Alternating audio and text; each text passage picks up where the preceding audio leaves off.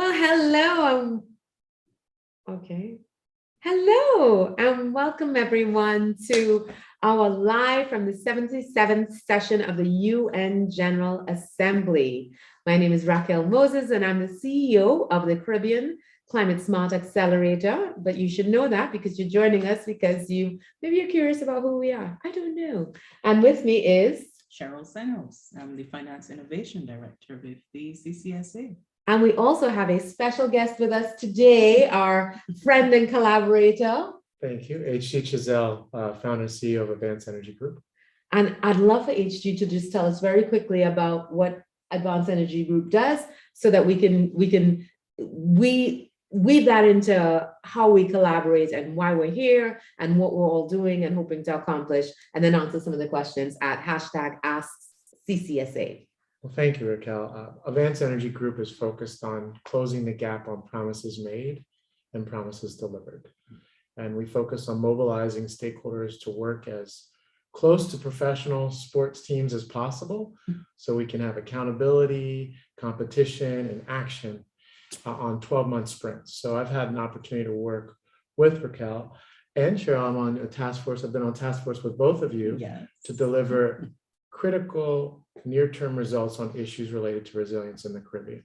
So I'm very grateful for the opportunity to join you this evening and talk about your experience here in New York. Yeah. So we have collaborated with HG and his methodology and his team and the way that he works, which is incredible, on at least 3 initiatives. And all 3 of them have been, you would just unimaginable in terms of the momentum that they generate and just the sheer goodwill and the ability to meet people and work on things that have meaning, but also form really lifelong relationships, because many of the people that we've worked with on these initiatives have become really great collaborators and good friends, including on other matters. So it's really amazing. And so as the Caribbean Climate Smart Accelerator, as you should know or want to find out, we are the connective tissue between the private sector and the public sector working on climate action in the region. Because we are already quite small as a region individually, only by working together we can achieve scale in terms of our climate action. So we work on creating economies of scale by working with government initiatives and private sector execution in hopes that we can move faster, bring new kinds of money to the region, and build our resilience. And so, which brings us to why we are at UN General Assembly. So the UN General Assembly is generally for the United Nations to come together and to talk about the most pressing issues that we face as a global community. And right now, the most pressing issue that we face is climate change.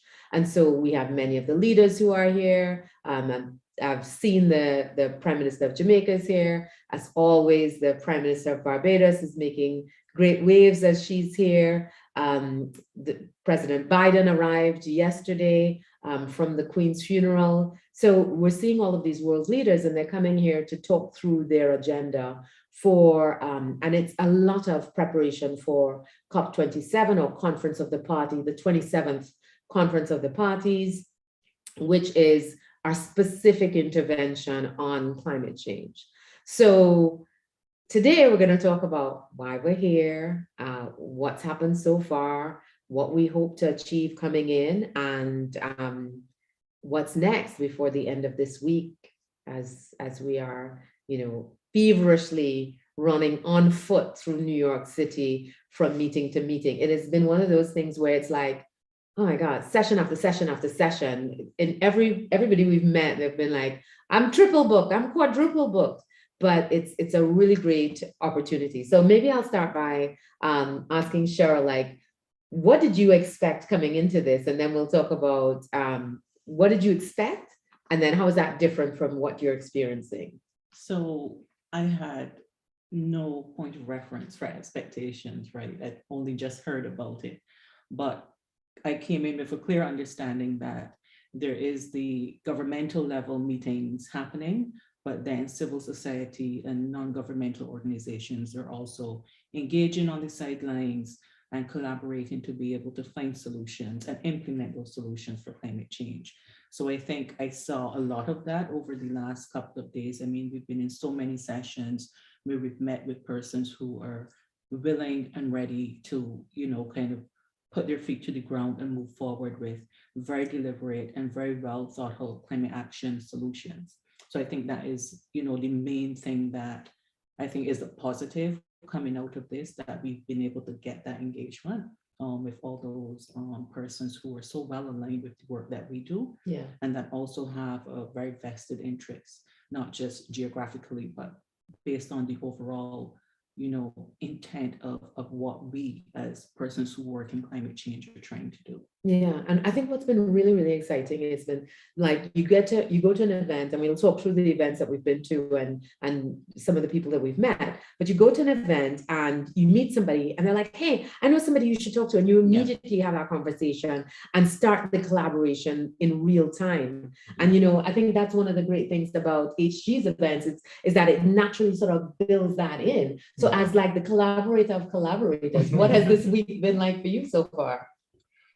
This week's been busy. I've been coming at it from the Climate Week. New York City Climate Week is happening. So from the city, it's one of our 4 cities that we focus on accelerating results regarding climate health and equity.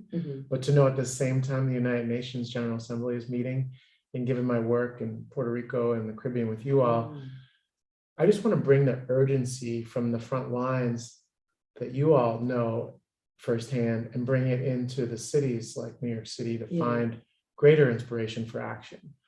That just knowing that in the backdrop, what's happening in Puerto Rico and the Dominican right now, Turks and Caicos, we need that to burn up a fire in our hearts to find ways to collaborate better together. Yeah, and it's so funny. So I just came from a session. Bloomberg had an event, and in that meeting, Gavin Newsom, the governor of California, spoke, and he just talked about, listen, it needs all this stuff, everything that needs to happen at that local level, it needs to happen at the city level, that, the mayors, the governors, the national, that's great, but that's so much harder to move when you get the cities moving. And somebody else, there was a breakout session talking about the race to resilience, and I'm a UNFCCC global ambassador for the small island developing states. So we work on race to resilience and race to zero.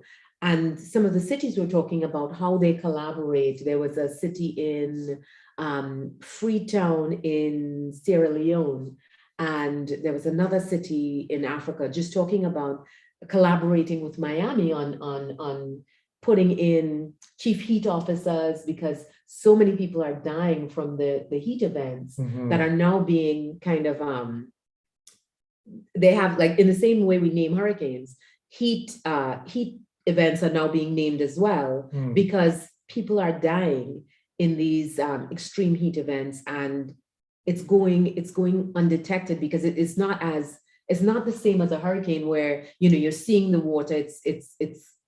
It's not as sort of clearly visible, but people are losing their lives in these things. Oh yeah, it can be even more deadly. I mean, Chicago's history of climate disasters, the heat wave had the greatest death toll. Hundreds died because of heat.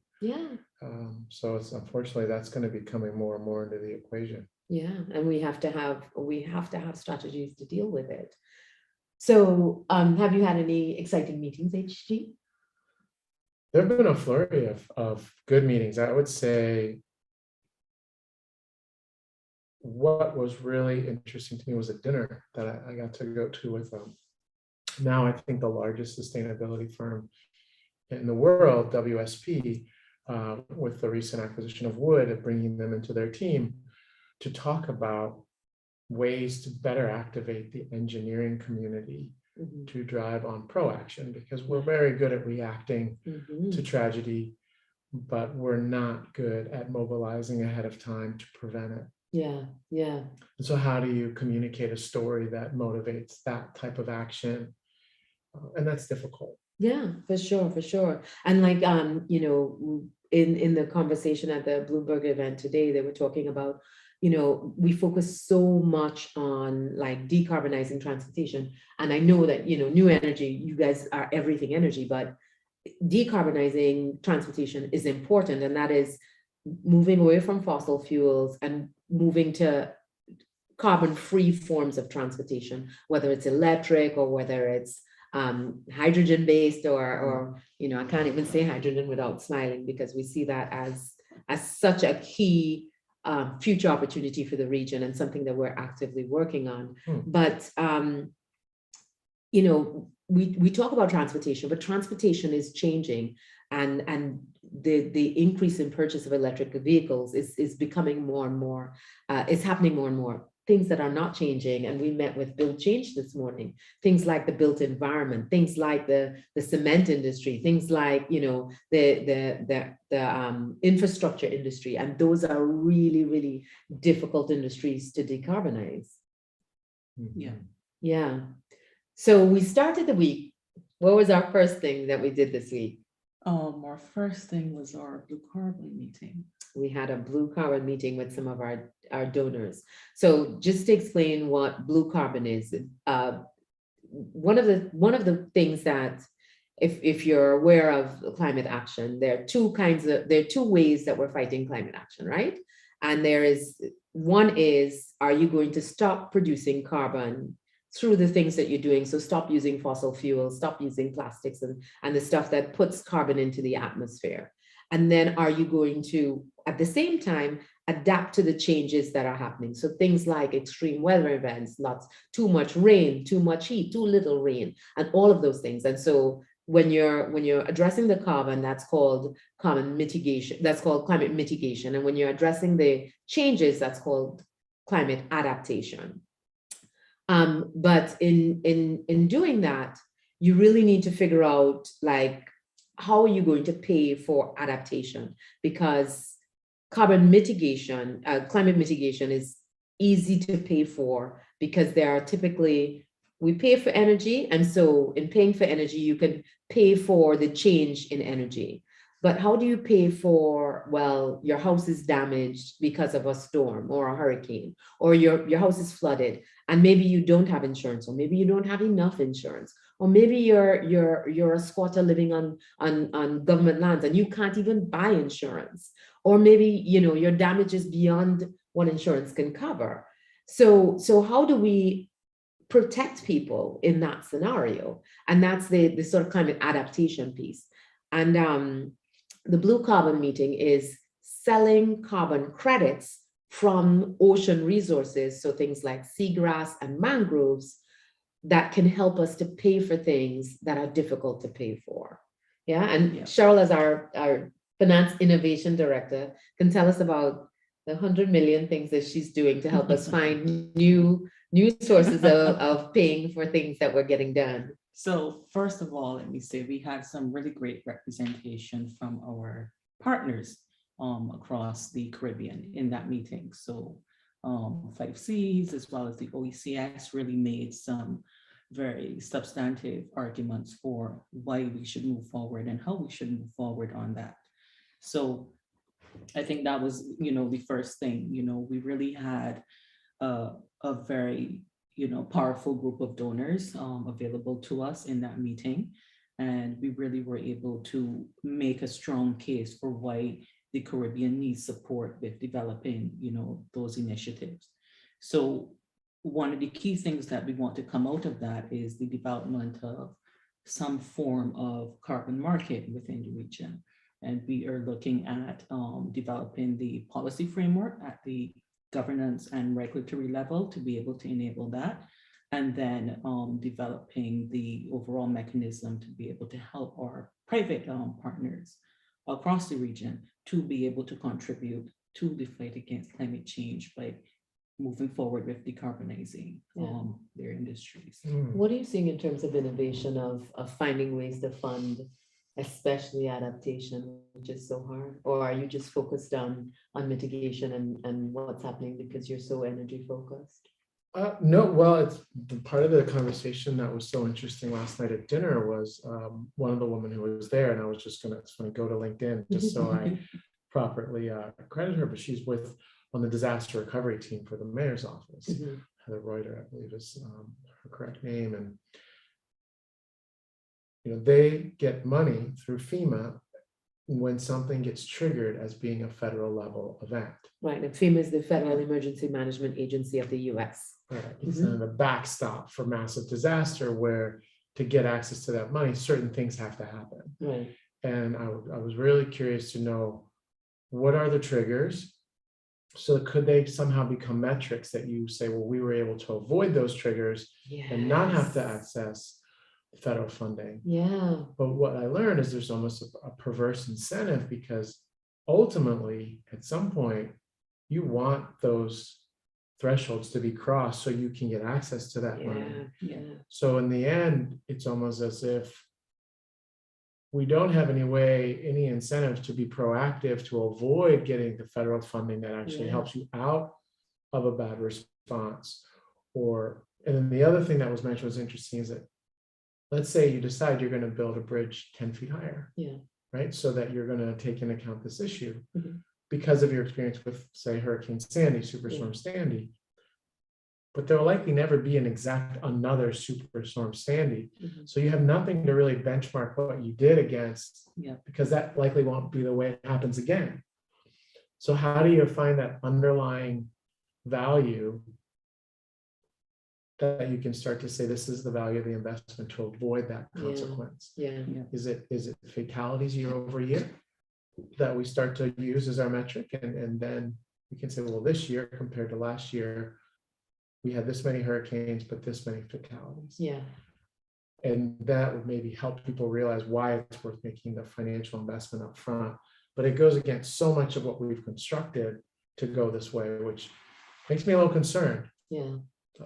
Well, so Gavin Newsom today was talking about the fact that they had prepared 2 years ago a plan for the next 10 years about like a really pessimistic sort of future plan about how they need to prepare for things that are going on. And they've already crossed the threshold of what they plan for in the next 10 years. So they're like, and this was supposed to be like a pessimistic plan, and they've already crossed it. So now they have to go back to the drawing board and plan again for an even more dire set of circumstances. And that's just how it's developing. And at some point we need to figure out what are the things that we need to do. So, the point you were making, HG, about that perverse incentive is always an issue with public policy, right? There's always the issue of moral hazard, and how do you guard against it when you're developing policy. So I think as we move forward, that's something that we really need to think about in terms of how do we develop the incentives, as you said, and the mechanisms that help us protect against and recover from events when they do occur. So one of the great conversations we had was this morning, the Climate Champions event, where we did talk a lot about loss and damage and, what is the role of business in helping with recovery, and even before that, planning for events. So how do they contribute to the overall solution? And one of the questions that really came up around the round tables that we literally had to discuss the issue was, is it simply government's role, or is it the role, does the private sector have a part to play? And I think overwhelmingly we felt that the private sector do have a role. Once society stops, private sector suffers as well.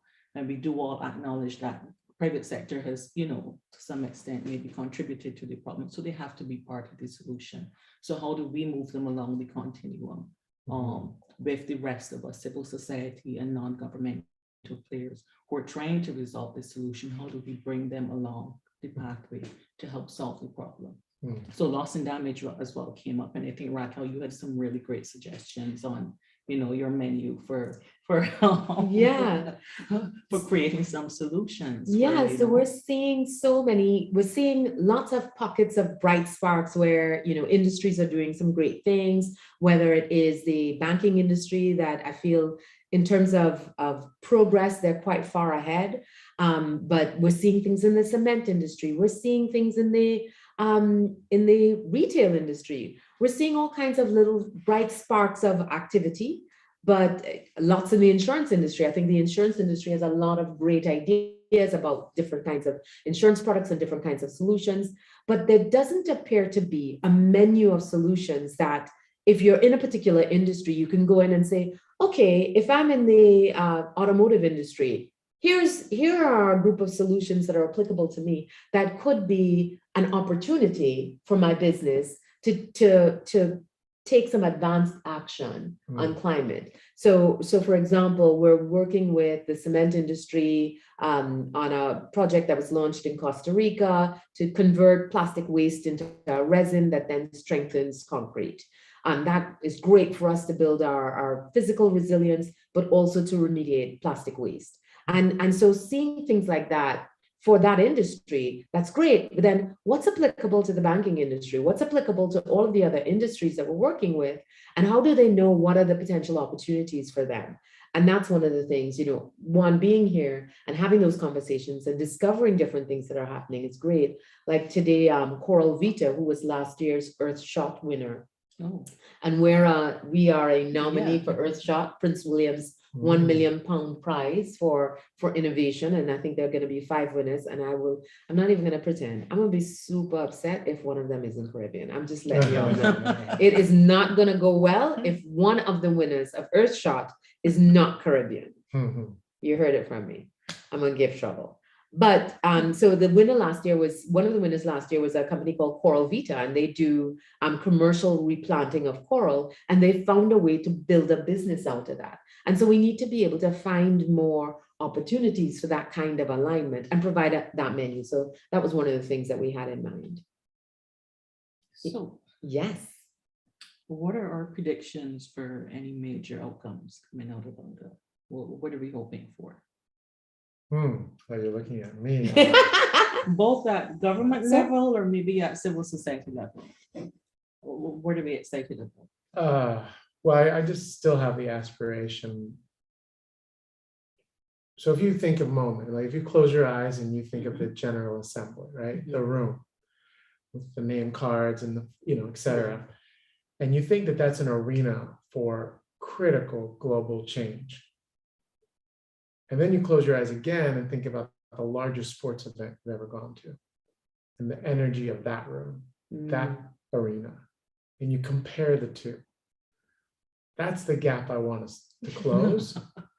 So if I have any aspiration for the UN is that, and the General Assembly, is that they really take to heart what we see working in professional sports or even the Olympics. Yeah. And pull that energy into this so we start activating our will to win. Yes. Right? Because we're operating still from a place of fear of failure. Exactly. Or fear of some future threat. And I appreciate this is an absolute existential threat to us. Yeah. But the opportunity that this presents is remarkable. And we need to be absolutely treating this like Olympics and competing against each other to see who can become most resilient, who can get to zero emissions first. Right. And we need to be watching this like the Olympics, like, oh my gosh, Trinidad is in front. Right. No, it's actually Grenada because they have the most gold medals per capita in the world, which they do. So let us watch this. And it's so funny. They just Simon Steele was just appointed as the head of the UN UNFCCC, which is the UN's climate change arm. And so maybe Grenada is winning. Well, it's just that it becomes dynamic. And it generates excitement instead of fear. I feel like people are far more motivated based on love than fear, hope than fear. And there's some exciting solutions. I mean, imagine, and AG was just inviting us to kind of close your eyes and imagine. But imagine a future where we are living in harmony with the planet. The planet is not, in fact, trying to kill us because we are behaving ourselves and treating the planet properly. Oh my gosh. How amazing. Everything's going well. And we don't have to feel guilty about how we live in our lives or whether our children will have some place to live. That's how that can be such a beautiful potential future. But we have to be all willing to, one, accept what we need to do. And then two, be extremely deliberate about and diligent about taking action to get there. Yeah. What questions do we have? I know we got some questions in at #AskCCSA. And please, if you have any other questions, send them on Ask CCSA. Let's see. Yeah. So we have a question about our investor forum, our Yes. last one, and new investment opportunities that we're seeing on the horizon. So we had a meeting, we had a breakfast meeting with Convergence. And Convergence, what they do is they have sort of the widest database of blended financial instruments. And a think of it as like a smoothie. So you can have a smoothie that's pineapple, you can have cherry, you can have banana, and all of those are good. But a blended financial instrument is just bringing together different kinds of financial instruments to make it even better, like a fruit smoothie. So that's what we do with Convergence. And as we create instruments, we work with Convergence to list them on their platform. And we run into CABEI, yeah. CABEI, yeah. And they have some money that's available to the Caribbean. It's not a wild amount of money, I'll say that, and with all respect. But if you're Jamaican, every mickle make a muckle. So, the money that they have that's focused on, it's Cuba, Dominican Republic, Belize, Costa Rica. Am I missing anybody? But there's money that's available to apply for projects. So we reached out to everybody that we know in those countries to say, hey, if you have a project, these folks have some money and they have the ability to unlock more money that can be applied to your project. So that's one of the things that's very useful. So immediate access to new kinds of finance coming out of that. Yeah, and then one of the other things connections that we made was for some additional support with our GCF accreditation that we've been talking about, right? So once we're able to achieve that, that will help us to be able to provide more support to our project owners with project preparation and readiness, as well as then eventually being able to access additional funding through that mechanism.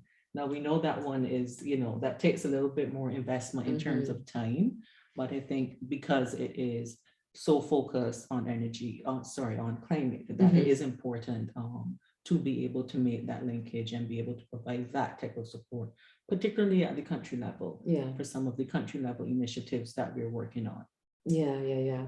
And so a lot of very few institutions in the region are GCF accredited, as a matter of fact. So it's like, it's 5 seats, it's Antigua and Barbuda, it's CDB, Dominica, and a few countries. But we would like to become one of the first private sector entities in the region to become GCF accredited, and we'll be working with 5Cs, but also this organization called GGGI, that we met with at Convergence's breakfast again, and they are in the same building with the GCF, so they're going to help us with our application process, which is really good. Absolutely. Yeah. And where are you seeing new opportunities for funding this transition? Anything? Well, I'm really excited about the work with Dominica right now. In fact, if you asked me what was a highlight of my day, I had an opportunity to talk to Francine Barron. Nice. On the phone today. And Francine is the executive director of CREED, which is the climate resilience. Oh gosh, CREA. I call them CREED all the time. No, man, I'm going to tell you what CREED is. No. It's exactly who we are. CREED is the. Hold on, you go ahead and talk about CREED. I'll talk about the conversation. And then because I don't want to mess it up. That's okay. No, I agree. That's what's nice to have. Climate Resilience Execution Agency for Dominica. I love it. I love the execution part. So, as a continuation of a task force that you were part of, and really helped us get to where it did get to in 12 months with the creation of an island resilience scorecard that's based on UN Sustainable Development Goals framework, inspired by what Hawaii did. Dominica has really created this compelling, comprehensive scorecard on vulnerability and resilience that breaks it down into pillars. And what we've done now is gone through those particular areas where the goal is, say, to be, if there is a level 5 hurricane, that the airport needs to be up within 3 days. current capacity, capability to do that is not at that desired amount. There's a gap. Yeah. And what we heard from Minister Henderson of Dominica is these gaps need to be quantified, because if he doesn't have the price tag on closing the gap, he can't actualize that goodwill around him from players that have money and want to make an impact, but they need to know what the Yeah. price is and what the expected result of investing in closing that resilient cost gap would be. Yeah. So I thought we made great progress along that path. And my hope is we have this form that goes out to Minister of Planning, DOMLEC, the port, all the key players within Dominica to get the data so that we can start quantifying that resilient gap. Yeah. And ideally to have that story to a point that can be told at COP27 is the aspiration. Yeah. Yeah. No, I think that's really important because, we talk a lot about climate finance has been huge on the agenda here. And they talk a lot about, the 100, oh my gosh, if I've had $1 for every time I've heard the $100 billion that has not been provided. And I'm not saying that it's not a problem, but I'm just saying that we talk about it an awful lot. And maybe we need to just come up with some new talking points or some new ways of getting to that $100 billion, because continue to talk about it doesn't seem to be doing anything. But anyway, if I had $1 for each time, I'd probably have raised the $100 billion myself by now, as many times as I've heard it mentioned.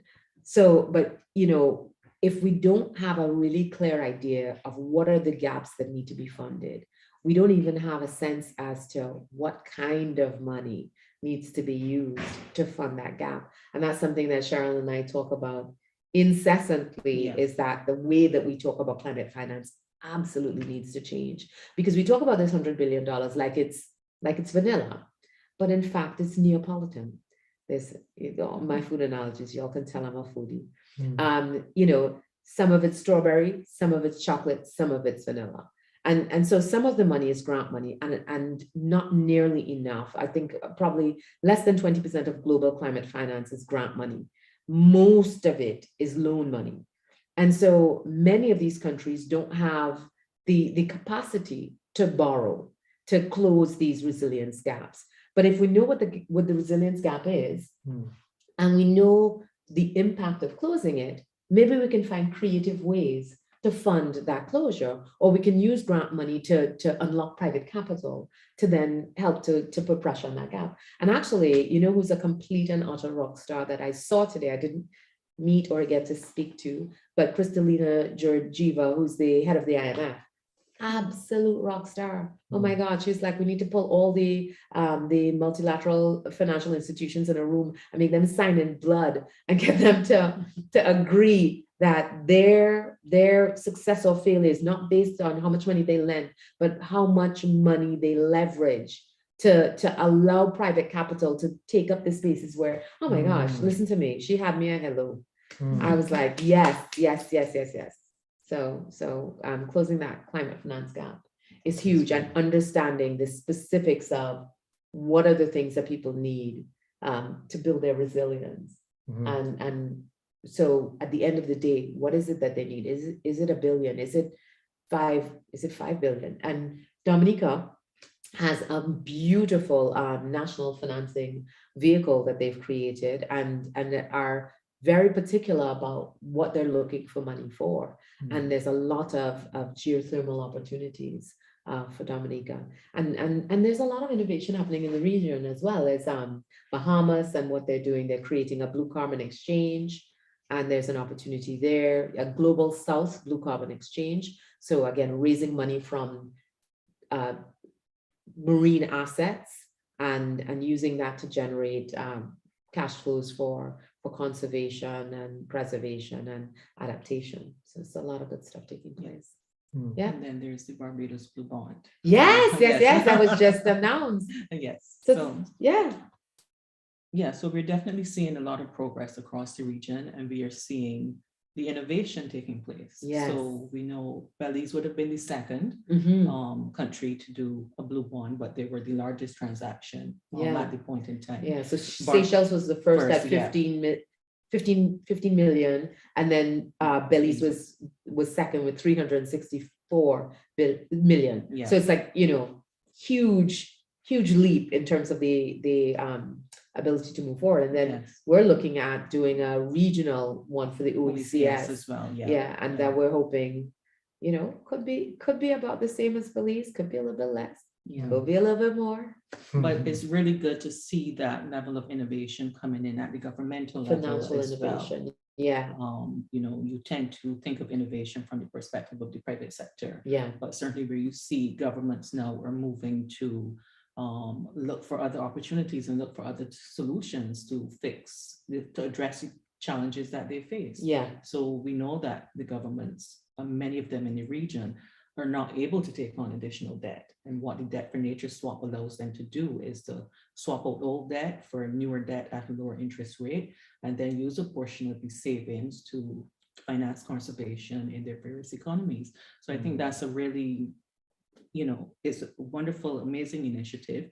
We really would like to see it happen a lot more across the region, but we know as well that our countries are very vulnerable as we currently are in the hurricane season, yeah, and we frequently have the ravages of storm surge, and the impact on the blue economy in particular is usually devastating, yeah, not just for the physical infrastructure, but also for the ocean life, yeah, the coral, the fish, everything's impacted. So it really is good to see those developments coming forward and see our governments being able to make some steps to solve their own problems. So one of the questions we have is about Unga and meetings like that being talk shops. mm, So it's a really good point, to start thinking about how we move beyond the talking mhm, to actually get some action. Yeah. So again, it's good to see the governments moving beyond that. So they're talking at Unga, but we know back home they're also doing some positive things to actually solve the problem. and we met with Minister Samuda from Jamaica Yes, today. we did. Yeah, Sue was hilarious, but he's like, listen, nobody's gonna accuse me of being a diplomat. If I am not achieving specific dollars for Jamaica when I leave the country, then I'm not going. If I'm not coming home with money, I'm not going. And I was like, oh my God, I love that. I love that energy, because like that's Yeah. real. That's Yeah. real. Why are you leaving your country if you're not coming back with something? Yeah. So, but I want to be devil's advocate a little bit on that innovation in government. And I think, to be fair, Barbados is absolutely an innovation hub, government all the way through. But I feel like on these debt for nature swaps, there's a lot of private sector leading the conversation, that the government is saying, oh yes, we'll do it. And then the government ends up, yes, taking it on. But I'm not so sure, and again, That it is the government. that it is the innovating. government who is like, exactly. Well, that's correct. Okay. But they have to participate in it. Yes. They have to be open to, here's a different way to do this. Yeah. So I think that's an important move forward. That governments can sometimes be accused of being, slow, And risk averse. risk averse. Yeah. There's always the need to face the electorate ever so often. Yeah. So to the extent that they're able to move forward in any country Yeah. with those types of initiatives, be able to explain the benefits to the population and to be able to deliver as governments on that. So what we would be looking for is to ensure that governments are using those funds in a way that actually protects the environments or restores the environments in their respective countries. Yeah. Hmm. And what kinds of innovations are you seeing in cities? Oh my goodness, it's well, I just want just on that point of governance. I Yeah. think I work a fair amount with utilities. Yeah. Pretty much utilities in every one of the cities that I'm in, and I think it's difficult unless you've lived the life of working in a utility Mhm. or the life of working in government to appreciate what it takes to govern, Yeah, Mm. or what it tensions, takes to yeah. be the utility Yeah. Yeah. that is there as the backstop. So often I look for, to what extent are they authentically willing to partner? Mm.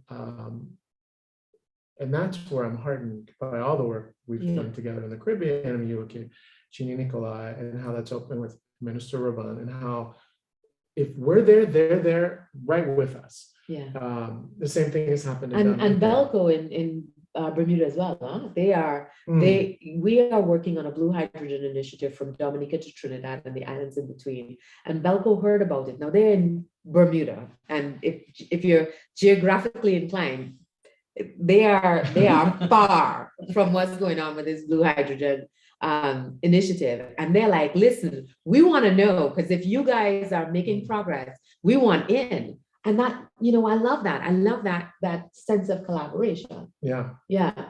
So that always inspires me to see, I think, because often the other side is that government is a stiff arm, Yeah. an obstacle, Yeah. an obstruction. And I'm so grateful that that's not the space that we get to operate in. Yeah. So on the city level, in terms of innovation, well, as you know, I deal a lot with the obstacles that are standing in the way from real progress on achieving promises. Talk to us a little bit about, because his methodology that we have sort of joined, I feel like accident, and then suddenly it is such a part of our work. Talk us through the action challenge and how that manifests itself. So the challenge is a 3-part challenge with the desired outcome of getting a team on the field of representing all the critical sectors necessary to affect systemic change. And this team on the field volunteers to hold themselves accountable to deliver an outcome that their peers have considered critical. Mm-hmm. In order to do that, it's a 3-part competition. So first part, invited speakers have 8 minutes, 5 slides to present what they feel is the critical obstacle towards the progress we need on particular issues, whether it's clean transportation, resilience, clean buildings, electrifying buildings. But what is that obstacle, upstream obstacle, that we have to figure out and overcome before we can get to everything downstream? Yeah. And the room of their peers, between 50 to 100 peers, vote to give feedback on which speaker had the obstacle that they felt was most critical to address. Once that's been established, then the room breaks into teams, cross-sector teams, and they have about an hour to come up with a 12-month action plan that would best overcome that obstacle with 3 quarterly milestones. And they pitch it to the room of their peers. And their peers respond and vote to say which table did the best job of articulating a viable 12-month solution. Yeah. And once that's been agreed upon, the solution to the agreed upon problem, only at that point do we ask, is there anybody willing to stand up, raise their hand, and be a part of a team to go get it done? Yeah. And that's the process that leads to accountability from within versus accountability being put on, because that never works. Yeah. But if it comes from within you and you're volunteering, who can stop you? Yeah. No, but I think what has been like crazy about that experience is that people at the table are like begrudging, like, I'm not signing up for any more work. And then the project ends, right? You deliver your objective, and people are like, well, we want to take it further. I was like, weren't you the one complaining that you didn't want to sign up for free work? But people are so vested, so engaged, so passionate, because this is something where you see a problem, you come up with a solution, and in real time, you're working with people who don't just have great ideas, but who are willing to do the work. And you're feeding off of their work and then your work. And you're just seeing this momentum. And you're like, wait a minute. I mean, I appreciate that climate change is hard, or I appreciate that energy transition is hard, or whatever is the problem that we're tackling. But that if you're working with people that you enjoy working with, and you're seeing just incremental progress, that just excites you to keep on doing it. Yeah. That's the magic of it, I feel. And it's for me as well. I mean, I wanted to find a way where I could just give whatever my greatest contribution could be to the avoidance of what I see is potentially a lot of suffering.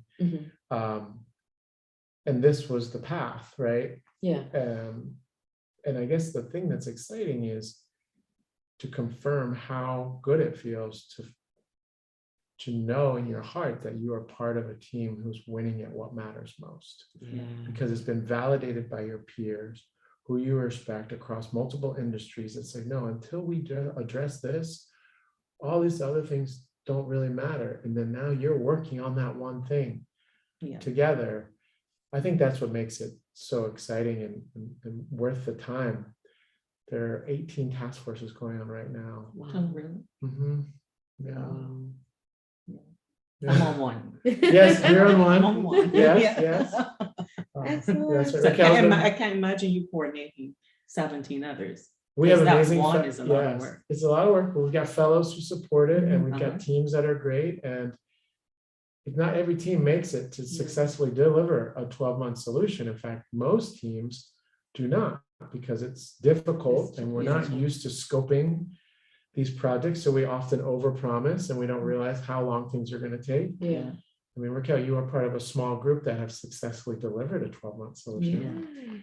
So, And we're still working on it 2 years later, taking it to the next point and the next point and the next point, because we're like, no, we're seeing this thing, it has too much momentum now. And then you have phenomenal people like Kimberly Lewis. I mean, Kimberly is an absolute phenomenon. Yes. And so when you have the opportunity to work with people who are that bright and dedicated and humble, you're just like, sign me up for another iteration. she gives you her best regards. She's so amazing at project management and support. She's been promoted again.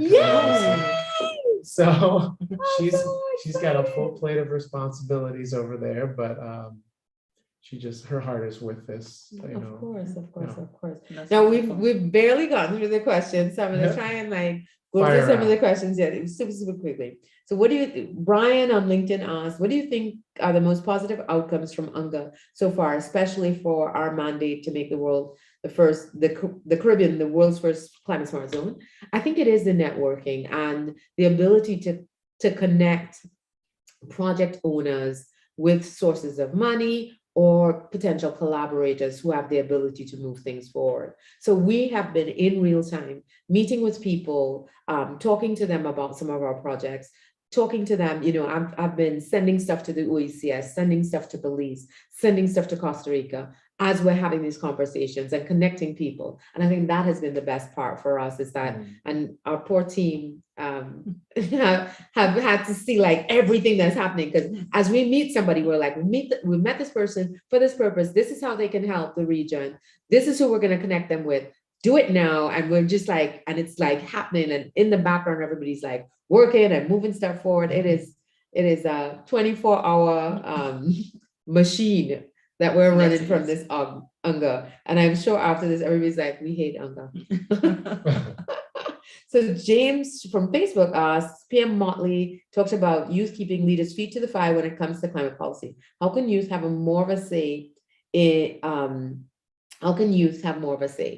I think it is to just continue to keep the pressure on, but there are so many things that we can do. There is advocacy. Bloomberg announced today that he's going to be tracking one of the things that we've been talking about. People make these commitments and they don't fulfill them. And oh my God, it was an absolute stroke of brilliance today when he presented. And by the way, people, Michael Bloomberg sat next to me and I was absolutely I shut down for a minute, I couldn't function.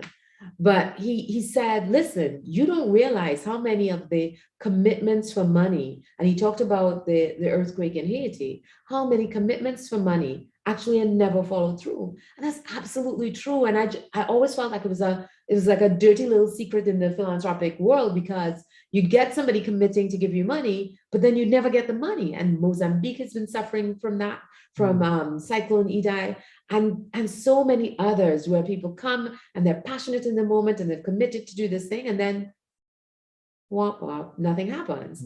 And so they are committing as Bloomberg Philanthropies to follow through and to do a heat map, so that you know who's given and who's not given, and who's kept the commitment and who's not kept the commitment. And I think that is absolutely wonderful. So that for me was a major. Someone asked on Instagram, any predictions of any major announcements? The Climate Champions also released a document today about breakthroughs, and these are, and I think it's really important, just reasons to feel optimistic, and areas in which we're making progress, and areas where we have the ability to make additional project. How important is civil society during Unga meetings? I'm gonna give that one to Cheryl. I think we're important in that we don't have the same barriers and constraints that governments and so on may face. We can function, I want to say, as we see fit, but we can move at a different pace as we do as the accelerator and as advanced energy group. And we're not faced with the constraints that governments are faced with. Yeah. So I think it's really important to bring us to the table. We're more nimble, more focused. We're going to get it done. Yeah, Yeah. I agree. That's why we're here. Yeah. Cynthia on LinkedIn asks, Unga covers quite a broad spectrum of international issues. From our perspective, has climate change gotten enough attention at Unga 77, especially as we head towards COP27? Absolutely. I think that COP27 is, climate change is, from my perspective, the only thing I'm hearing anybody talk about. The problem is a lot of talk, and we need to have far more action. So, so certainly, back to the issue of youth, back to the issue of how people prepare, back to the issue of how people participate. It is about, promises made, promises kept. How do we make sure that we don't sort of want decarbonization in terms of commitments to adaptation, in terms of commitments to loss and damage? And actually, we met with a Scottish minister, and she talked a lot about loss and damage. And what we admired about her was that they were the first ones to make a commitment to the loss and damage fund. And since then, Denmark has come on board. So momentum, and this is pre-COP 2027 that new people are coming on board. Now let's see, this is the last one. Ooh, go ahead. Oh, just on that point, I got to be in the presence of the Prince of Denmark. Earlier this Very week. nice. Did you give him a high five and say, hey, thank you? Thanks for the support on loss and damage. I think we just did a nod. A knowing nod, Yeah. a knowing nod. He did make a point of saying that what's critical now is resolute purpose. Yeah. And I thought that was a good takeaway. Yeah, phenomenal. And how do we stay encouraged to, Shari, this is such a wonderful question. How do you and your team stay encouraged to do the work that we do despite the slow action by industrialized nations on climate? I'll tell you, the first way that I stay encouraged is that I work with phenomenal people that blow me away. So I'm excited to work with them every single day because they show up. And I'm actually reading Good to Great right now, and it talks about, listen, it's not about managing people. If you're having to manage people, you've got the wrong people. These people are self-motivated, are bright like the sun, work hard, talented.